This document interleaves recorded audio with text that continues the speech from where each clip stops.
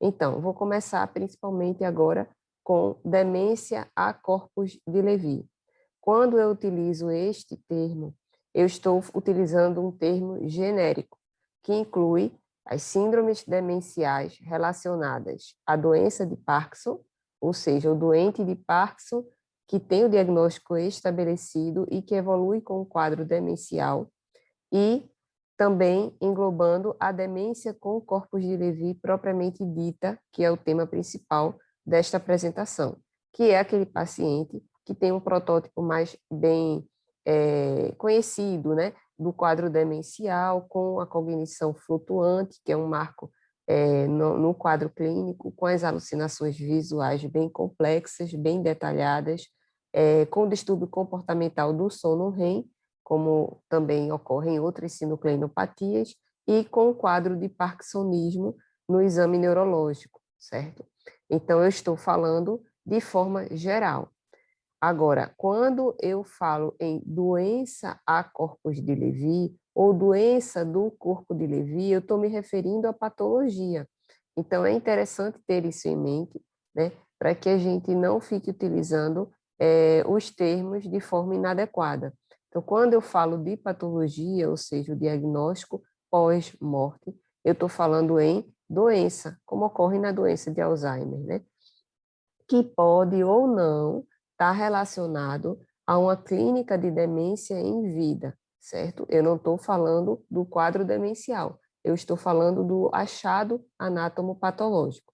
E aqui eu coloquei uma foto que eu acho interessante, porque mostra bem o que pode ser encontrado na demência com corpos de Levy, por exemplo, que é o achado do corpo de Levy, que são essas estruturas aqui, mais ovaloides, mais esféricas, né? Eliptoides, escurecidas, porque elas coram com a hematoxilina e a eosina, no córtex com a imunistoquímica, a antibiquitina, certo?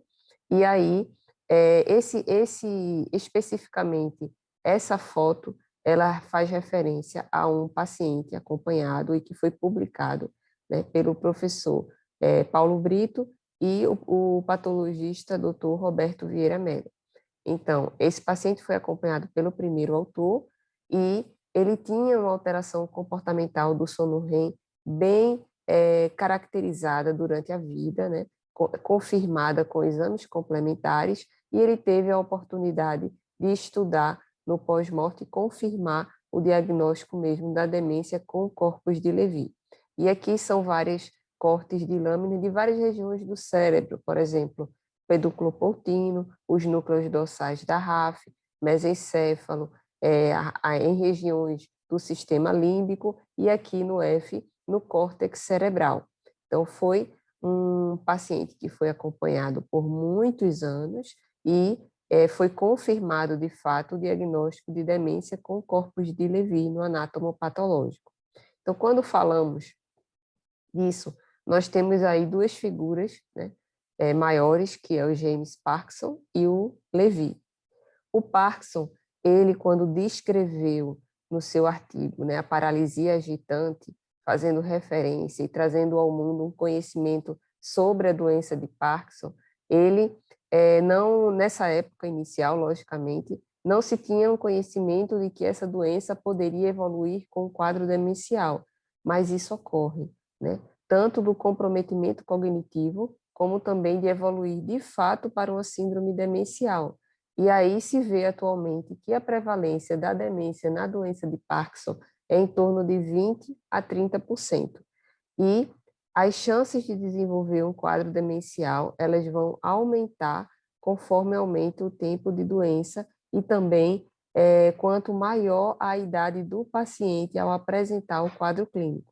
São dois fatores que interferem diretamente na apresentação clínica do quadro demencial e do comprometimento cognitivo. É tanto que, com 15 anos de doença de Parkinson, se tem aí uma prevalência mais ou menos de 48%, ou seja, quase metade dos pacientes desenvolvendo um quadro demencial e 36% um comprometimento cognitivo leve. E quando passa para 20 anos de doença de Parkinson, as chances de se ter um quadro demencial são bem maiores, 83%. Com relação a Levi, ele descreveu o achado das inclusões intracitoplasmáticas difusas, ou seja, ele descreveu a presença do corpo de Levi, né, quando foi corado com hematoxilina e eosina, e somente, isso em 1923, e somente em 1960, Okazaki é quem fez a associação dos achados que Levi tinha descrito com o quadro de parkinsonismo, né?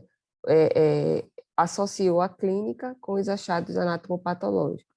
E só em 1980, outro japonês, o Kosaka, é quem fez a associação do quadro demencial ao achado de corpos de Levi. Quem cunhou o termo demência com corpos de Levi foi Kosaka, em 1980. E, atualmente, se sabe que é uma demência extremamente prevalente, a segunda mais frequente depois da demência na doença de Alzheimer, correspondendo a mais ou menos 30% de todos os casos de demência. Então, o que se acredita hoje em dia é que há uma sobreposição de características clínicas, neuropsicológicas e neuropatológicas, né, provocando diferentes expressões fenotípicas de um mesmo processo patológico subjacente. A presença do corpo de Levi, a depender das regiões em que eles vão estar presentes, provocando degeneração neuronal, é que vai se ter determinada clínica e, com isso, um determinado espectro fenotípico para determinada doença. Aqui eu coloquei outra imagem do corpo de Levi, uma imagem mais próxima, né? E aqui as doenças que podem ter o corpo de Levi, certo? Na patologia, que tem um espectro muito grande, desde doença do neurônio motor, a doença de Parkinson sem o quadro demencial, a demência na doença de Parkinson, atrofia do múltiplo sistema, a demência com corpos de Levi, que é a apresentação de agora, a própria doença de Alzheimer pode ter na patologia a presença dos corpos de Levi e degeneração córtico-basal. Então, alguns exemplos, né, do grande espectro fenotípico que o corpo de Levi provocando degeneração neuronal pode acarretar. E outra imagem, com também aquela primeira que eu coloquei, mostrando as várias morfologias do corpo de Levi a depender da região do cérebro em que ele é encontrado. Ele pode ser mais esferoide, mais ovalado, elipsoide, que são os neuritos de Levi, né? Isso vai variar de região para região. E aqui, destacando, né, que essas duas hoje aqui vão ser o foco da apresentação, a demência na doença de Parkinson e a demência com corpos de Levi. Essa imagem, ela representa a sinucleína, a alfa-sinucleína, que é a proteína de base para a formação do corpo de Levi. Ela é uma proteína expressa em todo o cérebro, de forma que está localizada nos terminais pré-sinápticos, e acredita-se que ela tem uma relação com a liberação de neurotransmissores e na rotação das vesículas. E, por motivos diversos, entre eles, aqui em destaque, o estresse oxidativo, ela vai ter uma mudança na sua morfologia, formando, como sabemos, quando uma proteína sofre desnaturação, ou seja, sofre um estresse, ela vai se aglomerar, vai mudar a sua estrutura e vai se aglomerar mais facilmente.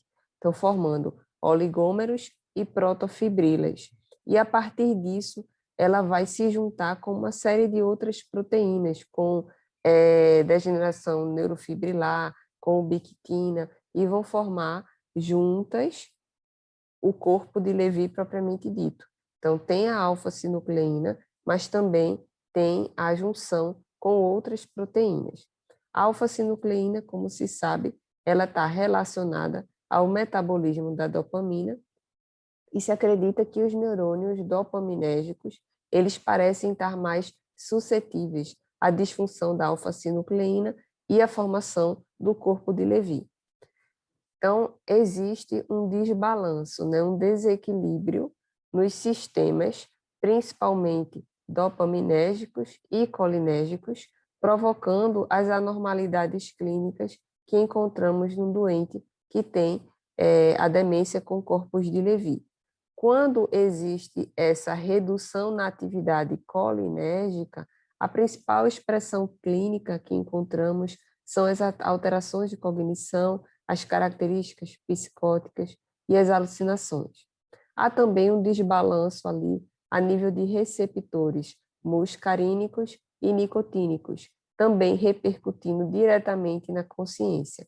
E, como falei, que é uma das peças-chave, é o desbalanço, as anormalidades pré- e pós-sinápticas da dopamina, causando a disfunção extrapiramidal, que é encontrada nesse doente, incluindo a importante sensibilidade ao uso de medicações neurolépticas, que é um achado que chama atenção e que vai repercutir diretamente no prognóstico desses pacientes. Então, sempre devemos ter isso em mente.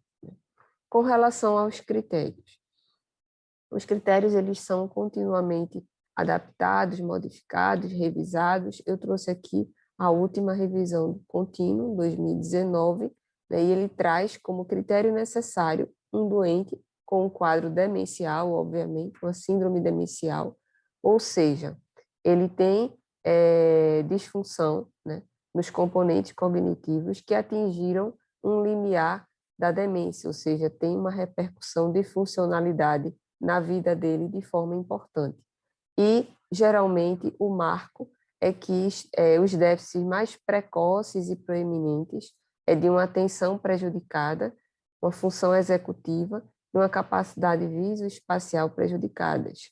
A memória, eu coloquei aqui como asterisco, ela vai ser afetada, mas a gente vai observar que não é a característica mais importante e é um achado que chama atenção como diagnóstico diferencial da própria demência na doença de Alzheimer, porque o doente ele vai ter uma certa preservação no início, principalmente da memória, em contraposição à parte de atenção, de função executiva e capacidade visoespacial, já precocemente já vão estar bem prejudicadas.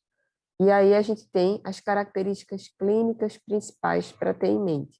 Então, eu destaquei aqui em amarelo.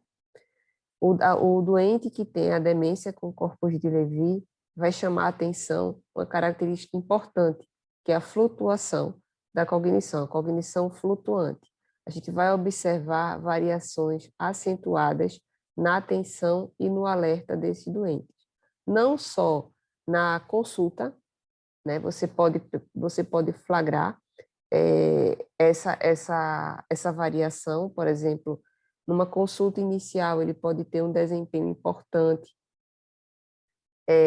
tá colaborativo, ter uma pontuação nas escalas de triagem inicial utilizadas, por exemplo, o mini-exame, pontuar bem, responder adequadamente, colaborar.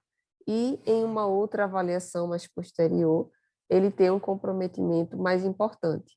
Ele não ter tanta participação no teste, na própria consulta. Isso também pode ser trazido pelos próprios familiares, em que eles podem dizer que o paciente, ora, parece completamente normal de se conversar, de interagir em casa, e em outros momentos ele ter uma alteração, consciência de atenção, como se ele tivesse realmente rebaixado, assim, pouco interativo, né? Isso vai chamar atenção.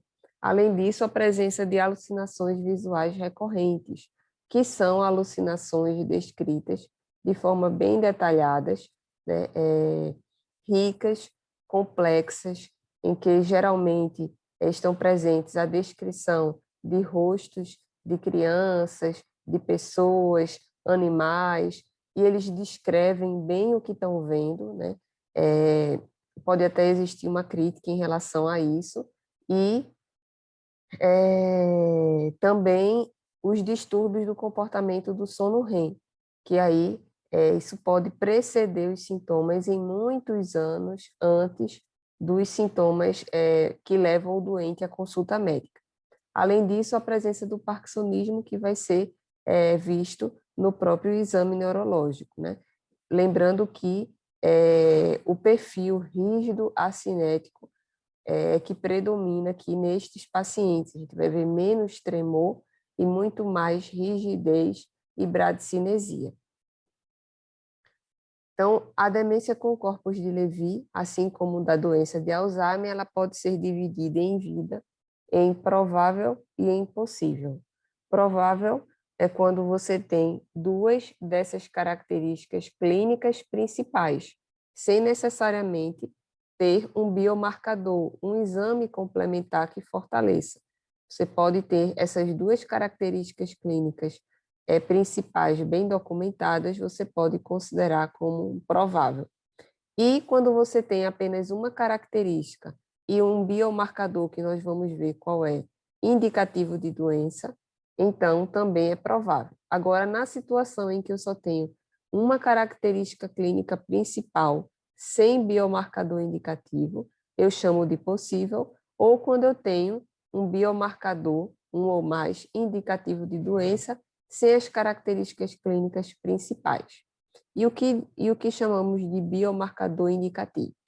Os exames de captura reduzida do transportador da dopamina nos gânglios da base, né, são indicativos, mas não são específicos para Levy, porque as síndromes parkinsonianas elas vão ter esta alteração. Vai ser importante para esse diagnóstico aqui, possível e provável, para fortalecer uma suspeita clínica, né? E também como diagnóstico diferencial da doença de Alzheimer. A cintilografia miocárdica anormal, também com baixa absorção de iodo nas fibras simpáticas, né, cardíacas, também a mesma coisa da situação anterior. Ela não vai te ajudar como diagnóstico diferencial nas síndromes parkinsonianas. Ela vai fortalecer uma suspeita clínica improvável e possível e vai ajudar no diagnóstico diferencial da doença de Alzheimer. E a confirmação, como foi aquele caso lá inicial do trabalho do professor Paulo Brito com o doutor Roberto Vieira de Mello, patologista, que tem a documentação de atonia no sono REM na polissonografia. E os biomarcadores de suporte, que aí eles vão dar um suporte, mas eles não entram como critério diagnóstico para como protocolo de critério diagnóstico. Eles vão te dar um suporte na suspeita clínica, que é, na ressonância ou tomografia, uma preservação relativa das estruturas do lobo temporal medial. Então, isso aqui fortalece também para o diagnóstico diferencial com a doença de Alzheimer, que é quando a gente vai ver essas estruturas mais atrofiadas, né? E a baixa captação no SPECT na atividade occipital posterior, né, na região posterior, parietal e occipital, no FDG-PET, o hipometabolismo, além de um eletroencefalo que pode mostrar ali uma atividade de onda lenta posterior com flutuações ali entre a faixa pré-alfa e faixa teta. Então, guardando aqui as características clínicas principais, eu coloco novamente aqui para memorização. As flutuações na cognição, como eu falei, são um marco, não só por ser um dado clínico muito importante e característico da doença, como também pela alta prevalência. 60% a 80% dos pacientes vão ter essas variações na cognição e nos níveis de alerta. E esses episódios, eles podem durar de segundos a dias, inclusive, possivelmente, podem ser confundidos com um delírio hipoativo, né? Então, a avaliação de um quadro infeccioso num paciente com uma síndrome demencial é sempre importante, lógico, de um distúrbio metabólico, um distúrbio hidroeletrolítico, mas nesses pacientes você vai fazer esse rastreio e vai vir normal. Então, e essas variações, elas geralmente oscilam dentro de um mesmo dia, né? E não está relacionado a uma hora do dia, certo? Com relação às alucinações visuais, elas ocorrem mais ou menos 2/3 dos pacientes, são mais difíceis de ocorrer nas doenças na doença de Alzheimer, né? Também é um sinal precoce do Lewy e pode, inclusive, preceder os sintomas de parkinsonismo. Essa característica clínica, ela é bem útil e ela tem um valor preditivo positivo de 83% para a demência com corpos de Lewy. As alterações comportamentais do sono REM estão presentes em 85% dos indivíduos. Como eu falei, pode estar presente décadas antes, 20 anos antes, por exemplo. Não é específica do Lewy, ela vai ocorrer ali frequentemente em outras sinucleinopatias, como sabemos, mas é mais uma característica importante para fortalecer uma possibilidade em direção a esse diagnóstico. Aqui é uma imagem de uma outra apresentação sobre o sistema monoaminérgico e a ação dele no sono REM, né? E como no Lewy a gente encontra os corpos de Lewy provocando degeneração neuronal no tronco encefálico, pegando aqui o pedúnculo pontino, o núcleo ventromedial, que vai estar ligado diretamente à inibição do neurônio motor alfa, que está relacionado ao estado de atonia durante o sono REM. Por isso que nós, numa situação normal, esperada, é não realizarmos o sonho. E o que acontece é que essas pessoas, elas vão frequentemente sonhar, ter pesadelos, e vão estar ali realizando o sonho dormindo, ou seja, se debatendo, tentando correr, agredindo, empurrando, gritando, porque não existe a atonia que é esperado para essa fase do sono, certo? E os sintomas parkinsonianos, né? A face com hipomimia, aquela face congelada, a bradicinesia ou acinesia, que é a lentificação motora, né? A rigidez dos membros e o distúrbio de marcha. Elas estão ali presentes em 70% dos pacientes. Então, nós temos também, além desses sinais clínicos cardinais, nós temos os de suporte. O principal, que chama atenção na literatura que sempre é falada, são as quedas e os episódios sincopais, que estão relacionados à hipotensão postural. Por isso que é importante sempre buscar na história e no exame sinais e sintomas de hipotensão ortostática, por exemplo, aferir a pressão sentado e deitado, né? Quadros de constipação, de incontinência urinária, porque podem ali estar relacionados aos episódios de queda que a família vai referir. Além disso, esses doentes têm uma grave sensibilidade ao uso de agentes neurolépticos, de antipsicóticos. Isso é tido pelo bloqueio que ocorre nos receptores dopaminérgicos do tipo D2 e vai resultar numa elevação da concentração ali local, né, em loco de dopamina na fenda pós-sináptica, acumulando e causando como se fosse, de fato, uma intoxicação, que é o que ocorre, né? Então, esses doentes, eles são mais sensíveis, e como eles precocemente vão apresentar alterações do tipo alucinações ou alterações da cognição ou sintomas psicóticos, então eles podem não ter uma sorte assim de, quando avaliados por médico, ser prescritos neurolépticos e eles apresentarem uma reação de hipersensibilidade, e isso tem impacto direto na mortalidade. Então, eles ficam muitas vezes graves e eles não conseguem voltar ao estado basal em que estavam antes. Então, é muito importante ter isso em mente para evitar danos, principalmente nesses grupos de doentes, né? E a importância do exame neurológico, né? Quando se examinar, buscar as alterações, como eu falei, da síndrome parkinsoniana, a lentificação, o tremor, a marcha, a presença de rigidez em roda, a hipertonia. Na avaliação do paciente, nós temos algumas escalas que podem ajudar inicialmente numa triagem. O mini-exame do estado mental, eu coloquei aqui o modelo validado e indicado já com os dois, né? O mini-exame do estado mental e o mini-exame em função da escolaridade do professor Paulo Brito, que é validado pelo governo do estado para aquisição da medicação pela farmácia do estado. Bom, o mini-exame pode ser feito, mas o mais recomendado na literatura, pela divisão em componentes cognitivos, para nos dar aquela visão de qual componente cognitivo está mais afetado, que o esperado para esse grupo de pacientes é a atenção, é a dificuldade nas funções executivas e visoespaciais, é o MoCA, né? Ele vai ajudar, inclusive, a não cairmos naquele tudo ou nada do mini-exame. Mas todos eles são válidos, além também do teste do relógio.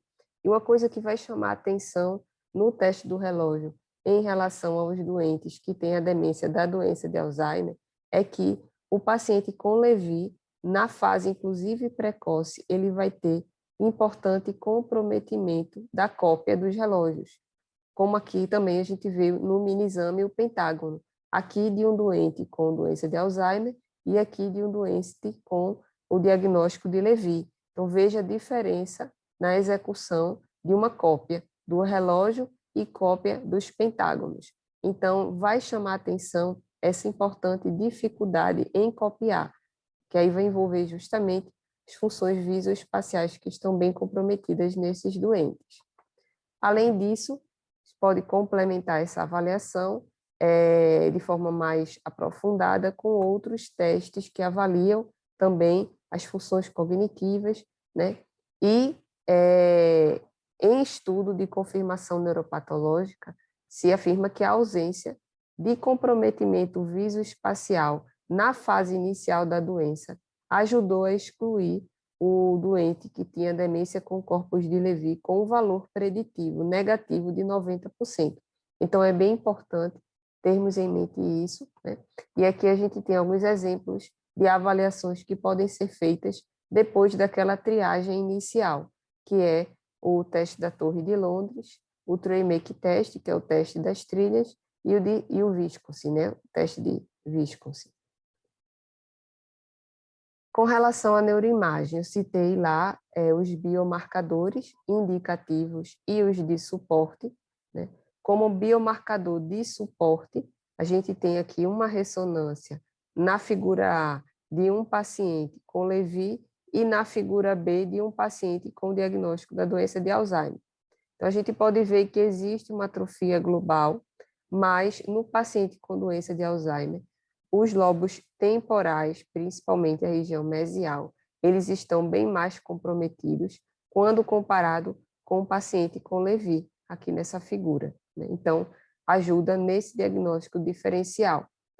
Aqui a captação, né, de dopamina num controle normal e num paciente com Lewy, a baixa captação, que é encontrado nas síndromes parkinsonianas, como já citado, e o hipometabolismo através do FDG-PET, o hipometabolismo posterior, principalmente parietal e occipital, como um biomarcador de suporte, além da presença no corte axial da ilha do cíngulo, que é a preservação relativa, que se chama, né, do cíngulo posterior, quando comparado com as regiões de cúneo e precúneos, por exemplo.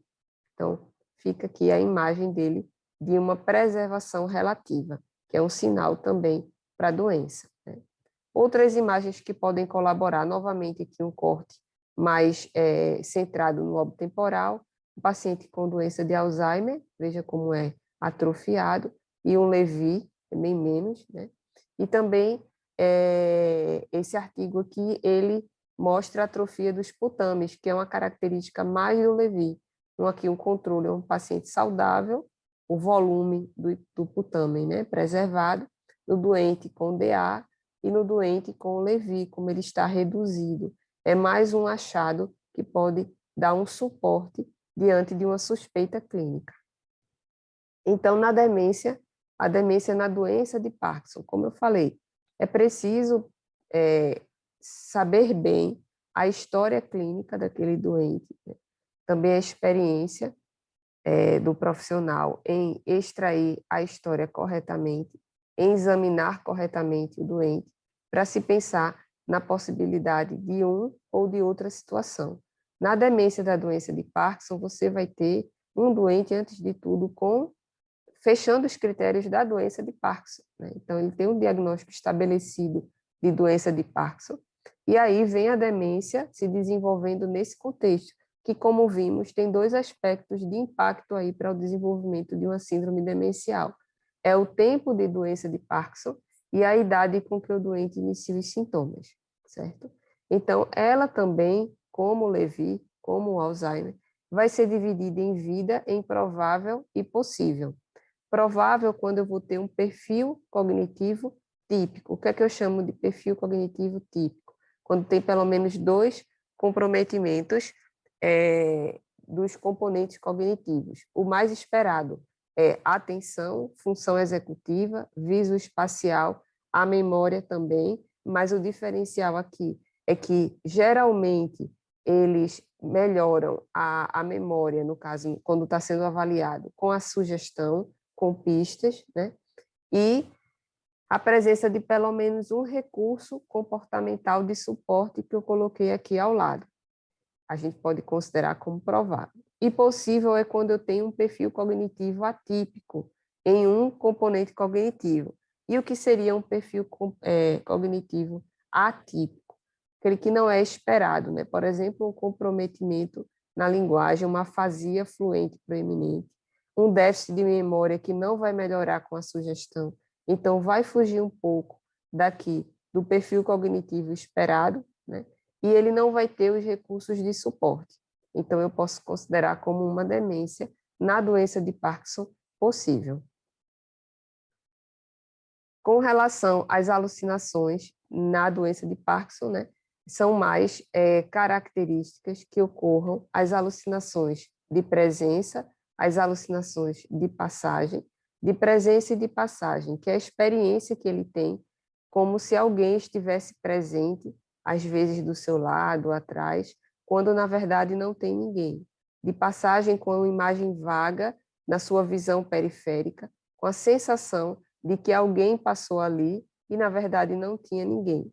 Também a gente pode encontrar situações de ilusão, né, que são concepções errôneas de estímulos reais, geralmente estímulos visuais, que aí pode ser, por exemplo, uma cortina balançando, ele acredita que tem alguém, pergunta e você diz que não, enfim. São mais esperadas essas alterações, né, que é diferente do doente que tem o Lewy, que traz informações muito elaboradas, inclusive dentro, às vezes, de uma situação de delírio, né? Que tem uma história de animais ou imagens que seria impossível naquela situação, naquele contexto, e ele descreve com uma riqueza de detalhes. E pode ser, a alucinação, ela pode ocorrer em várias modalidades. A gente espera muito na modalidade visual, mas pode ocorrer alucinação tátil, auditiva, olfativa, gustativa, né? E na auditiva é importante destacar em relação aos doentes da psiquiatria, que geralmente vêm num contexto de uma voz que dá uma ordem, uma voz ameaçadora. Isso aí geralmente não ocorre no doente de Parkinson. A alucinação auditiva é em relação a ouvir uma música, ou alguém chamando o seu nome, ele responder, e aquilo não corresponder ao real. Com relação aos aspectos clínicos e aos diagnósticos diferenciais, eu destaquei aqui as 3 principais. Porque a partir dos 65 anos, o quadro de parkinsonismo frustro pode existir no idoso, né? Quanto maior a idade, a queda da dopamina vai ocorrer e pode existir os sintomas parkinsonianos, né? Então, nesses doentes que têm uma certa idade, o surgir de outros sintomas vai nos direcionar para uma, para outra ou para essa terceira possibilidade. Então, a rigidez e a bradicinesia, a fala hipofônica, a hipomimia, a postura curvada, a alteração na marcha, são os sinais parkinsonianos encontrados.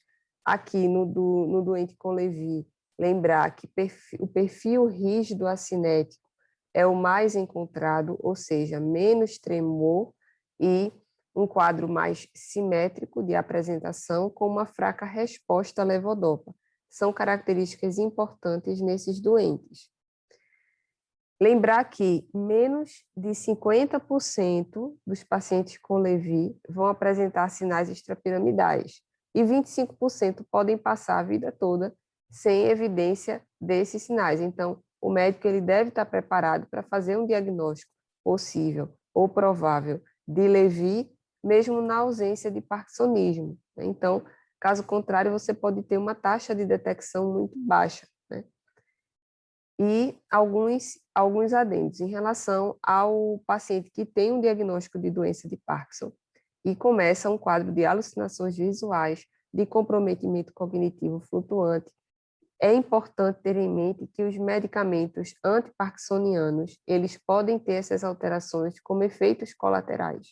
Então, sempre pensar nessa possibilidade para, inclusive, reduzi-los ou retirá-los antes de taxar esse doente como um doente que tem uma demência na doença de Parkinson, porque isso pode ser um efeito colateral da medicação. Além disso, a sensibilidade aos neurolépticos, que chega a 61% nos doentes com Lewy, em contraposição, só 15% dos doentes com a demência na doença de Alzheimer desenvolve alguma sensibilidade aos neurolépticos. Então, é um percentual bem discrepante que pode também ajudar no diagnóstico. E 90% eles experimentam alucinações em comparação com os doentes da doença de Alzheimer. É muito mais comum no Lewy e tem uma maior probabilidade de serem acompanhados de alucinação auditiva com aquelas características que eu acabei de mencionar. Então, a gente vê aqui alguns perfis e o que a gente pode pensar além, assim, para abrir, ampliar as possibilidades de diagnóstico diferencial. Então, um paciente com uma síndrome rígido-acinética, neurodegenerativa, com uma fraca resposta à levodopa e um comprometimento cognitivo associado a uma instabilidade postural. Em que mais eu posso pensar? PSP, né, paralisia supranuclear progressiva, a degeneração córtico-basal e a atrofia dos múltiplos sistemas. Lembrar também dessas três possibilidades. Um paciente com parkinsonismo, com predomínio nos membros inferiores, com comprometimento cognitivo e incontinência urinária, a tríade que é esperada nos pacientes com HPN, hidrocefalia de pressão normal. Quando há episódios sincopais ou perturbações recorrentes na consciência, lembrar da possibilidade de um acidente isquêmico transitório ou de uma epilepsia do lobo temporal também. Então, o reconhecimento ele é clinicamente importante, tanto pela questão de incidência, né, de reação adversa e potencialmente fatal aos antipsicóticos, como também em relação ao prognóstico. Um doente com Lewy, ele tem muito menos tempo de vida, né, uma vida média de 4 anos, com relação quando comparado a um doente de Parkinson, por exemplo, que vive muito mais tempo. Além disso, a resposta dramática desses doentes ao uso de terapia colinérgica, como a gente vai ver. Então, existe uma resposta importante, né? Existe o prognóstico da doença e existe este fator aqui, que são o uso de antipsicóticos nesses doentes que podem aumentar muito a mortalidade. Com relação às estratégias terapêuticas, antes de tudo, na história detalhada, é identificar os principais sintomas que devem ser tratados, fazer uma avaliação inicial dos sintomas extrapiramidais, da cognição, dos neuropsiquiátricos e tentar ver a questão não farmacológica, né? Excluir desidratação, infecção, alterações metabólicas, hidroeletrolíticas, que podem estar ali contribuindo para aquele quadro do doente, né, do idoso com o quadro demencial. Além disso, orientar a família sobre os comportamentos, as atitudes em casa que podem trazer risco para quedas nesses doentes. E partir para as intervenções cuidadosas, né, na parte farmacológica, excluindo o uso de anticolinérgicos, né, reduzindo a polifarmácia, dar preferência à intervenção em série, ou seja, um passo de cada vez, em vez de fazer uma intervenção em paralelo, que é quando você faz várias coisas ao mesmo tempo, e depois que o doente ou a família refere a algum problema, você não vai saber o que está originando aquele problema, porque você fez muitas intervenções ao mesmo tempo. Então, nesses doentes, deve existir o cuidado de, ao se tomar uma atitude, você fazer com cautela, porque se você tenta resolver um problema, você pode acabar trazendo outro. No tratamento, o tratamento é sintomático, né? É voltado para os sintomas, e se usa os inibidores da colinesterase. A rivastigmina é a primeira opção, sempre na literatura. É o único inibidor aprovado pelo FDA. Há uma resposta importante desses doentes aos inibidores da colinesterase, mas existem já estudos maiores com outros inibidores da colinesterase que a gente vai ver mais adiante. Além disso, o tratamento dos sintomas motores com a levodopa, ter o cuidado porque pode aumentar os sintomas cognitivos comportamentais, né? Então, sempre utilizar de forma com cuidado, né? E para os sintomas comportamentais do sono REM, no contexto de um doente com Lewy, nós temos a melatonina e o clonazepam. Todos dois são utilizados em doses extremamente baixas. São administrados na hora de dormir, iniciando sempre na dose baixinha. Pode ser útil nesses quadros, né? Então, aqui eu destaquei esse quadro, ele resume os principais sintomas e como o tratamento da demência com o corpus de Lewy é direcionado a sintomas, por exemplo, os sintomas motores extrapiramidais, a primeira opção é a levodopa, o comprometimento cognitivo e os sintomas neuropsiquiátricos. Vem aí a rivastigmina, a donepezila e a galantamina como opções. Com relação aos neurolépticos, que são os grandes vilões nessa história, para os quadros de alucinações visuais e delírios, quando trazem um comprometimento de funcionalidade muito importante, você pode usar os atípicos, né? A quetiapina, a clozapina e a olanzapina em doses também extremamente baixas, como eu coloco aqui nessa observação, não são jamais as doses usadas na psiquiatria. E para os sintomas depressivos também existem alguns antidepressivos que podem ser utilizados com maior segurança. Lembrar que esse aqui, eu chamo sempre a atenção, eles são os responsáveis por aumentar de 2 a 3 vezes a mortalidade nesses doentes. Com relação aos sintomas de hipotensão ortostática, o ajuste não farmacológico geralmente é o mais importante, né? Rever as doses dos agonistas dopaminérgicos e o tratamento antihipertensivo. Às vezes os doentes já vêm de longa data usando antihipertensivo. À medida que vai chegando uma idade, as doses não são ajustadas para a necessidade daquele doente. E aí eles fazem os quadros de hipotensão ortostática. Além disso, existe chance de estar desidratado, né, tá malnutrido, enfim. Então, todo esse contexto deve ser avaliado e, quando for necessário, de fato, alguma terapia medicamentosa, nós temos a opção da fludrocortisona.